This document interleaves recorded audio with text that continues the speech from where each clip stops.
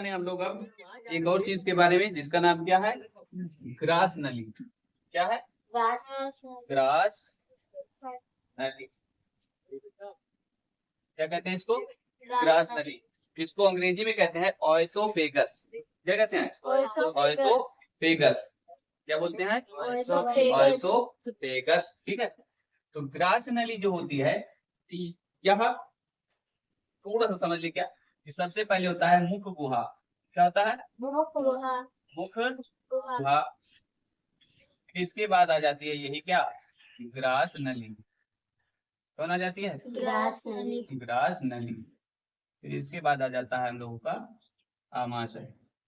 क्या होता है? यहाँ से इसे कहते हैं क्या, आमाशय। और इसको कहते हैं छोटी आंत। छोटी आंत। और इसको यहाँ से थोड़ा सा ऐसे करके गई होती है, ऐसे।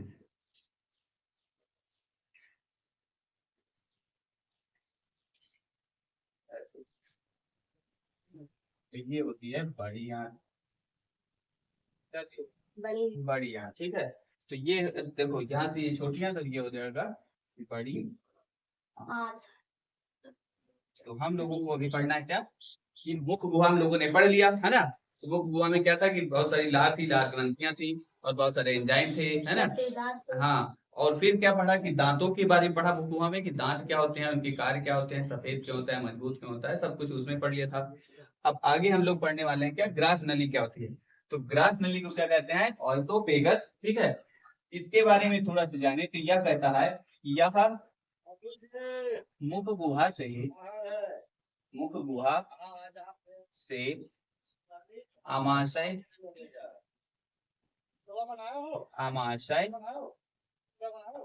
के बीच एक नली नुमा, कैसी होती है, नली नुमा संरचना होती है।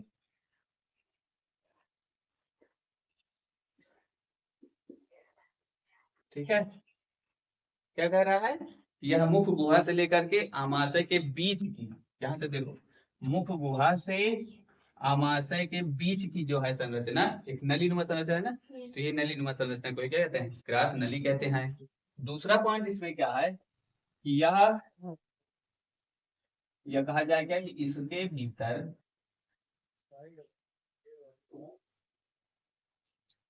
भीतर पाचन की, भाजन निकले, पाचन की क्रिया नहीं होती है। क्या बताना है, इसके भीतर या इसके अंदर पाचन की क्रिया नहीं होती है। ठीक है। इसके भीतर कौन सी क्रिया होती है, तो बताना है कि इसके भीतर क्रमानुकुंचन। कौन सी क्रिया, क्रमानुकुंचन की क्रिया होती है। ठीक है। इसके भीतर कौन सी क्रिया होती है, क्रमानुकुंचन की क्रिया होती है। ठीक है। अब ये क्रमानुकुंचन क्या है, तो देहात में सुने होंगे आप लोग, क्या ढकेलना कहते नहीं कि ढकेल या ठूस लो, चीज सुने नहीं कि ठूस ले। ऐसे अगर क्या होता है कि किसी मूड अपसेट है तो क्या करते हैं, ऐसे पकड़ा दिए खाना, ठूस ले पकड़ के, मैं बताने क्या करते हैं कि नहीं। और वही क्या कहते हैं कि इसमें क्या कहेगा, क्रमानुकुंचन का मतलब कि ढकेला जाता है या लीला जाता है। सुना नहीं, लील दो तो वही कह रहा था क्या कि ठूस लो या ढकेल लो या पूछ लो। तो ये होती है क्रमानुकुंचन, मतलब इसमें भोजन क्या होता है, ढकेला जाता है, सरकता जाता है, सरक करके आमाशय में पहुंचता है। ठीक है। दूसरा क्या है कि इसमें कितना भी तेजी से आप खाएंगे खाना, ठीक है, वो क्या करेगा, धीरे धीरे ही यहाँ पे पहुंचाएगा। इसीलिए क्या होता है, जब पानी वानी पीते थका थक थोड़ी ना गिरता, नहीं भोजन करे थक कसे गिर जाके ऐसे हो गए मार है, पानी पी रहे हैं ऐसे करके, खड़े होके पानी पीते हैं, धका धक गिर रहा है वैसे, और लीवर डैमेज हो जाए। तो इसलिए क्या होता है कि जब हम लोग चाहे जितना फास्ट खाना खाएंगे, ये धीरे धीरे ही उसको यहाँ तक ले जाएगा है। इसीलिए क्या होता है कि हम लोग जब जल्दी जल्दी खाते रहते हैं तो उसमें क्या होता है कि अटक जाता है बार बार, इसलिए थोड़ा सा पानी पीने की आवश्यकता होती है। समझ में? तो इसीलिए होता है। तो अब से भोजन आराम से करना है। कैसे करना है? आराम से भोजन करना है, नहीं जहाज खा रहे हैं। अब हो जाता है कभी कभी भाई जल्दबाजी हो गई कि जल्दबाजी में कहीं जाना है, अब देर हो रही है जल्दी, सो करें क्या, तो इसलिए जल्दी जल्दी खा लेते हैं, औने पौने बोलते नहीं, औने पौने खा लो या इधर उधर से। तो इसलिए ये समझ में आ गया कि ग्रास नली क्या होती है, एक नली नुमा संरचना होती है ना, जो मुख गुहा के से अमाशय के बीच की संरचना होती है। दूसरा क्या जाने कि इसके भीतर कौन सी क्रिया होगी, क्रमानुकुंचन की क्रिया, यानी ढकेला जाता है भोजन को। और दूसरा कि इसके भीतर पाचन नहीं होता है। क्या नहीं होता है? पाचन की क्रिया नहीं होती है। तो ये क्वेश्चन हमेशा पूछेगा कि पाचन तंत्र के किस अंग में कौन सी क्रिया पूछेगा, पाचन की क्रिया नहीं होती है। तो बताना है किसमें, ग्रास नली में। कौन से अंग में नहीं होगा? ग्रास नली में। अब इसके बाद जाने कि आमाशय क्या होता है। ठीक है, इसके बाद जाने आमाशय। तो चलो थोड़ा सा इसके बारे में जान लें, बड़ा बना देना। ये हो गया क्या, मुख गुहा, ये हो गई ग्रास नली, यहाँ से आ गया क्या, आमाशय। आमाशय, ठीक है। अब इसके बाद जाने आमाशय क्या होता है। आमाशय में भोजन है तो आमाशय को अंग्रेजी में कहते हैं, अब जाने किसके बारे में, आमाशय के बारे में। आमाशय को अंग्रेजी में कहते हैं स्टमक। क्या बोलते हैं? स्टमक बोलते हैं। ठीक है, तो स्टमक इसको बोलते हैं अंग्रेजी में। इसके 3 भाग होते हैं। कितने भाग होते हैं? 3। पहला, दूसरा और तीसरा। तो पहले भाग को कहते हैं कार्डियक। क्या बोलते हैं? कार्डियक। कार्डियक, ठीक है, कार्डियक।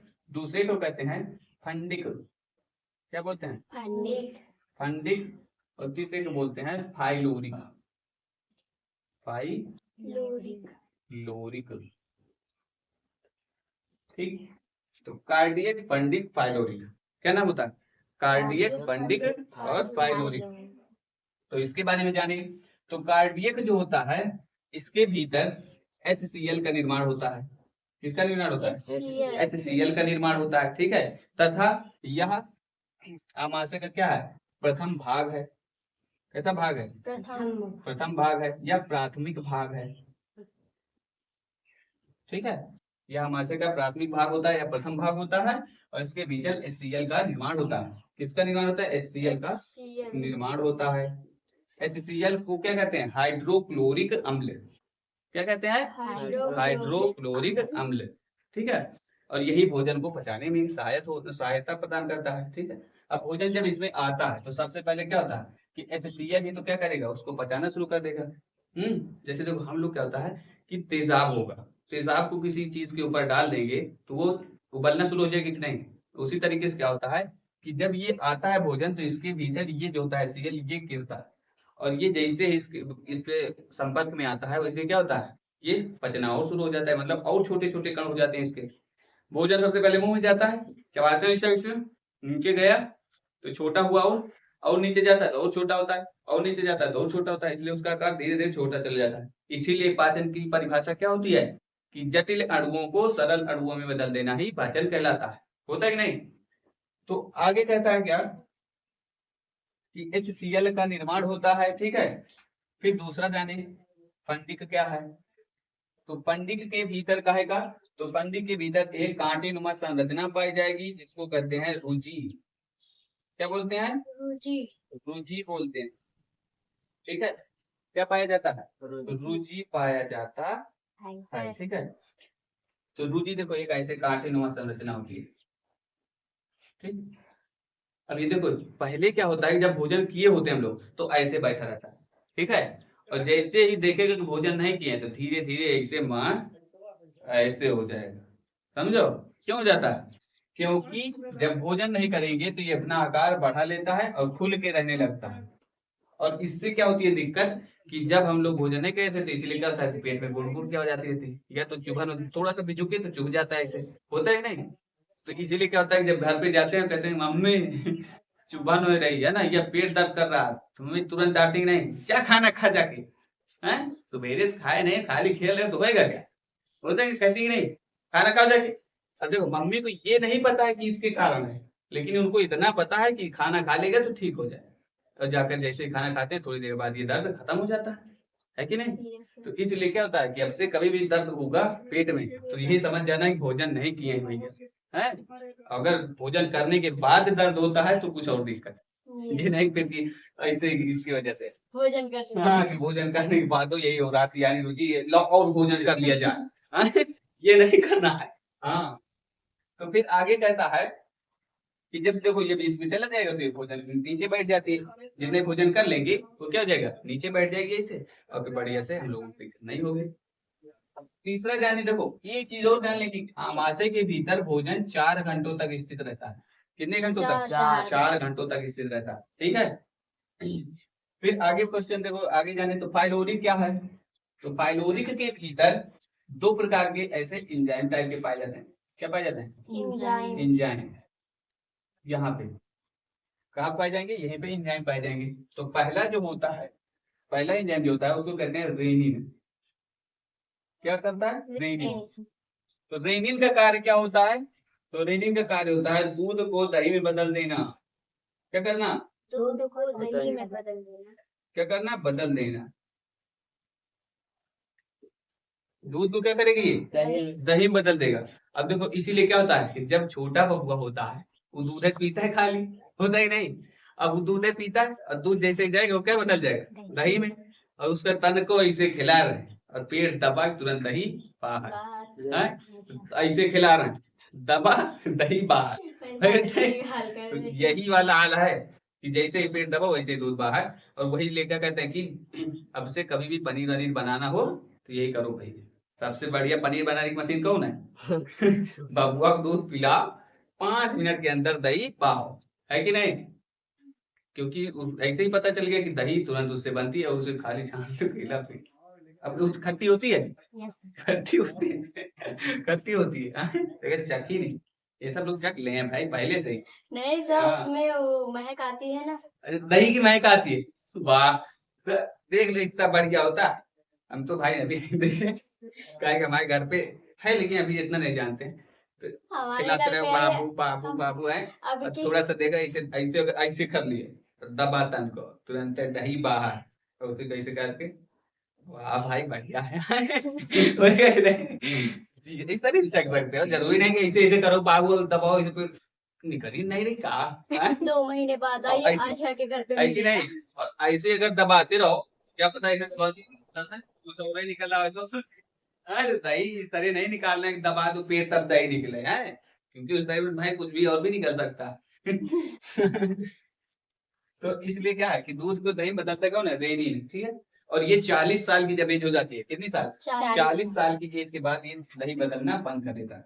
कितने साल के बाद, 40 साल के बाद दूध को दही बदलना बंद कर देता है, ठीक है। इसीलिए क्या होता है जब दादा दादी होती है तो उनको क्या करा जाता है, दूध नहीं दिया जाता, फिर देना क्या है, दही, डायरेक्ट दही। तो ये कहो कि दादाजी डायरेक्ट दही खाओ, दूध आपको सूट नहीं करेगा, क्योंकि वो अगर उस दौरान दूध पी लेंगे ना तो उनको एक बीमारी हो जाएगी जिसको कहते हैं गैस की बीमारी। सुने कि नहीं, गैस की बीमारी। तो इसलिए कहा जाता है कि दूध को डायरेक्ट, फिर जब बूढ़े हो जाए 40 साल के ऊपर वाले उन लोगों को दूध ना पिलाएं, ठीक है। उनको डायरेक्ट क्या करें, दही, डायरेक्ट दही खाओ दादा, आप खेला फिर। लेकिन फिर भी क्या होता है, कुछ लोग क्या होते हैं, दादाजी पकड़ाए दही है ना, खिला दिए ठीक, लेकिन कुछ लोग और खतरनाक होते का दूध है पिला रहे, हल्दी वाला दूध, दादा है लो हल्दी वाला हो चाहे जौन हो, काम क्या है इसका कि दूध को दही बदल देगा ही, दही में बदल ही नहीं पाएगा तो क्या होगा, वही फिर वहां पर गैस की बीमारी बना देगी। और ज्यादा अगर पिला रहे हैं, ज्यादा हो रहा है तो फिर एकदम से गैस की बीमारी। इसीलिए ज्यादातर बूढ़े लोगों में क्या होता है, यही बीमारी आ जाती है, काहे की, गैस की, समझो। तो अब हमको पता चल गया ना कि 40 साल के बाद दूध नहीं पीना है, नहीं तो गैस की बीमारी हो जाएगी बबुआ, जान लो। हाँ, और ना ही खाना है, दूध ना खाना है ना पीना है, ठीक है।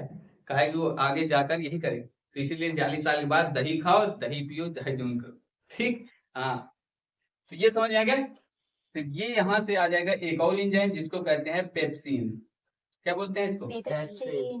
पेप्सिन, पेप्सिन क्या करता है, ये प्रोटीन को पेप्टाइन में बदल देता है, इसको प्रोटीन को जो प्रोटीन गया होता है हमारे शरीर भाई, जो हम लोग भोजन करेंगे तो उसमें प्रोटीन जाता ही नहीं है ना, तो प्रोटीन को क्या कर देगा, पेप्टॉन में बदल देगा, पेप्टॉन में बदलना। ठीक है, इसका कार्य क्या होता है, प्रोटीन को पेप्टॉन में बदल देना। ठीक है, तो ये आई होप आप लोगों को ये चीज समझ में आ गई होगी, है ना। तो इस तरह से भी लिख सकते हैं। और दूसरा क्या कि थोड़ा जल्दी से इसको लिख लो, फिर आगे बढ़े हम लोग।